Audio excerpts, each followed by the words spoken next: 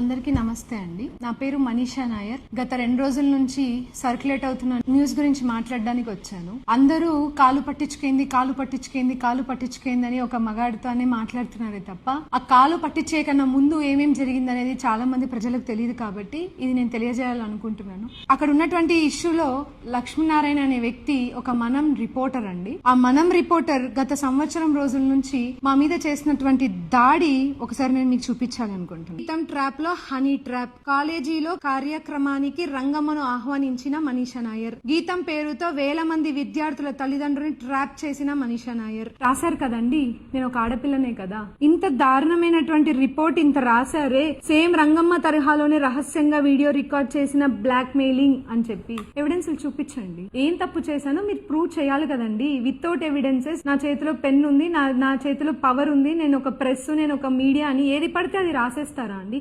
ఎటువంటి సంబంధం లేని రంగమ్మ విషయంలోకి ఆవిడ ఎవరో కూడా నాకు తెలీదు. ఆవిడ ఒక రోజు నా కాలేజ్ కి వచ్చి 5 ఆడోళ్ళందరూ వచ్చి మేము పలానా లేడీ సంఘాలు అని చెప్తే హ్యాపీ ఉమెన్స్ డే అని విష్ చేయడానికి అని చెప్పి నా దగ్గరకు వచ్చి బొక్క తీసుకున్న ఫోటోని తీసుకొని ఆవిడ ఫేస్బుక్ లో పోస్ట్ చేసుకోవడం జరిగింది. ఆవిడ ఫేస్బుక్ లో పోస్ట్ చేసుకున్న ఫోటో వీళ్ళ మీడియా వాళ్ళకందరికీ తెలిసి ఆ ఫోటోని తీసుకొని ఆవిడికి నాకు సంబంధం ఉంది, ఆవిడలాగే నేను చాలా మంది అమ్మాయిలని ట్రాప్ చేశాను, ఆ వీడియోలు రికార్డ్ చేసుకున్నాను అని చెప్పి ఇట్లా ఫేక్ న్యూస్ చేస్తున్నారే. చూపించాలండి, వీళ్ళందరూ నాకు చూపించాలి. ఎంతమంది అమ్మాయిని ట్రాప్ చేశానో చూపించాలి, ఎంతమంది ఆడవాళ్ళ జీవితాన్ని నేను నాశనం చేశానో నాకు చూపించాలి కదండి. మరి చూపించమని అడుగుతున్నాను.